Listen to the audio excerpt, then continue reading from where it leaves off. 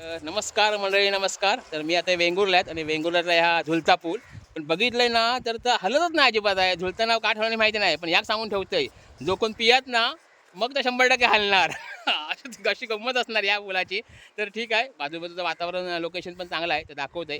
अतिशय सुंदर आहे. समोर समुद्र आहे, बारीक बारीक मोठे मोठे असे बोटी बिटी आहेत. इकडे फिरूक पण लोक आलेले आहेत. हे बघा आणि शांतता आहे, जबरदस्त वातावरण. ह्या बघा झुलता पूल आणि इकडे पण आहे बघा, केवढा परिसर मोठं आहे हो सगळं. तर चला, हे आपलाच मित्र भेटला आहे बघा, हे पण व्हिडिओ बघतात म्हणतात. तुम्ही खायचे? ओके, कणकवली. ओके ओके, मस्त आहे. तुमच्याकडे आल्यावर ना मला वाटलं का रस्ते आधी मला आवडले सगळे. तर चला, बाय बाय. बघा ओके, काय साधा आणि सोपा केलेला आहे सगळं व्यवस्थित. नमस्कार. म्हणजे खऱ्या अर्थानं कोकण जिवंत मी इकडे बघितलं या, कारण येताना रस्ते चांगले, म्हणजे पर्यटकांना अजिबात त्रास नाही. आणि आल्यावर ना सगळं कसं म्हणजे पूर्वीच्या पद्धतीचं सगळं आहे, म्हणजे झाकझूक जास्त काही नाही, फक्त नीटनेटका आहे, स्वच्छता आहे.